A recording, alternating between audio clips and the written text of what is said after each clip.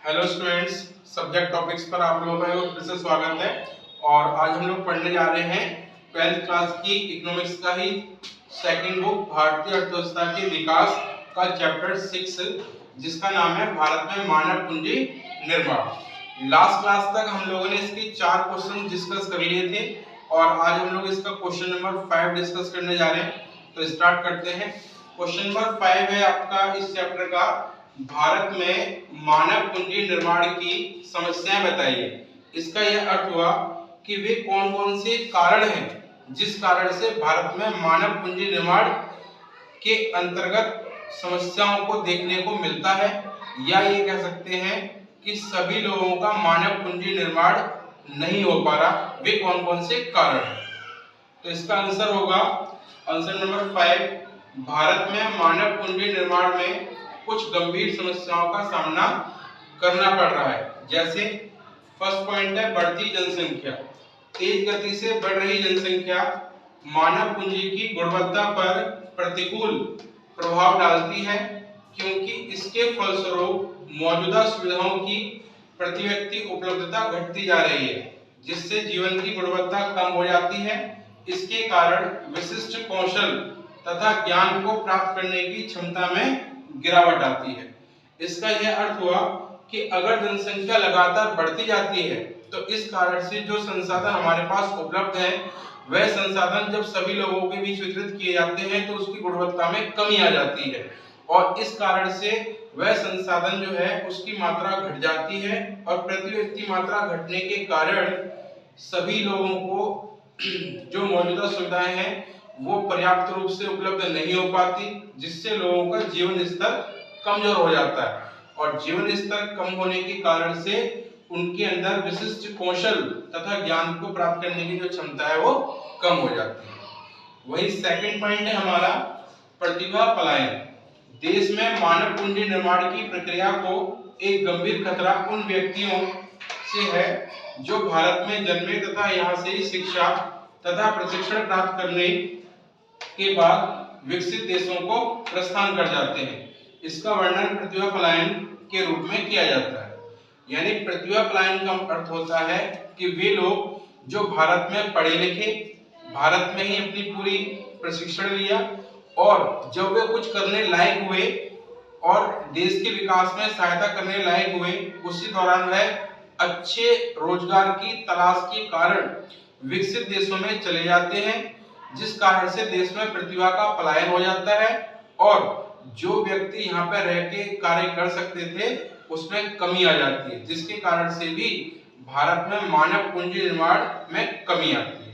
And third point है हमारा प्राथमिक क्षेत्र में काम के दौरान प्रशिक्षण की अपर्याप्तता। प्राथमिक क्षेत्र यानी कि वह क्षेत्र जो खेती करने से संबंधित है। प्राथमिक क्षेत्र में काम के दौरान प्रशिक्षण की अपर्याप्तता, इसका सामान्य अर्थ ये हुआ कि प्राथमिक क्षेत्र में जो व्यक्ति कार्य कर रहे हैं उन्हें किसी प्रकार का कोई प्रशिक्षण आदि नहीं दिया जाता, जिस कारण से प्राथमिक क्षेत्र भारतीय अर्थव्यवस्था की रीढ़ है, किंतु इसके पेशेवर कौशल क्षेत्र की ओर उतना ध्यान नहीं देते जितना दिया जाना चाहिए। तब अर्थव्यवस्था के प्राथमिक क्षेत्र में मानव पूंजी निर्माण में कमी देखने को मिलती है।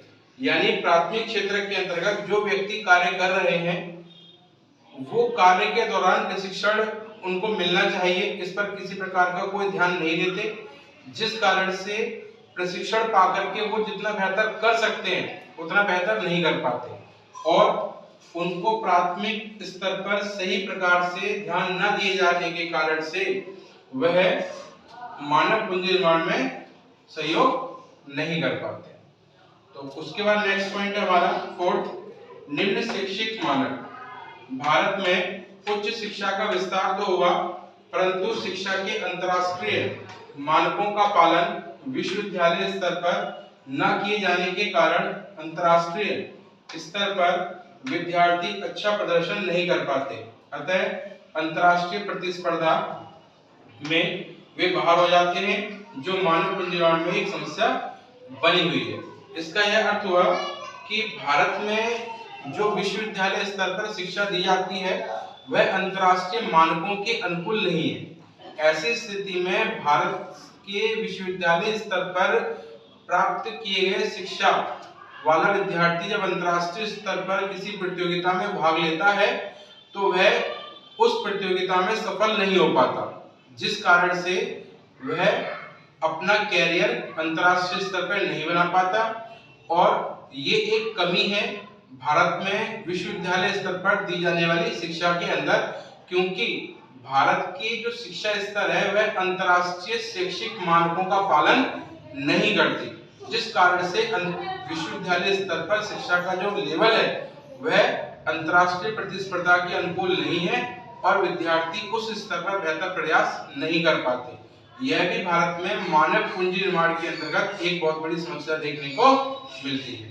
तो ये हमारे 4 प्रकार के पॉइंट्स हैं जो कि भारत में दिखाते हैं कि भारत में मानव पूंजी निर्माण के अंतर्गत कौन कौन सी समस्याएं देखने को मिलती हैं। इसमें पहला पॉइंट हमने पढ़ा बढ़ती जनसंख्या, दूसरा पॉइंट हमने पढ़ा प्रतिभा पलायन, तीसरा पॉइंट हमने पढ़ा प्राथमिक क्षेत्र यानी कृषि में काम के दौरान प्रशिक्षण की अपर्याप्तता यानी प्रशिक्षण न दिया जाना, और फोर्थ पॉइंट है हमारा निम्न शिक्षित मानक।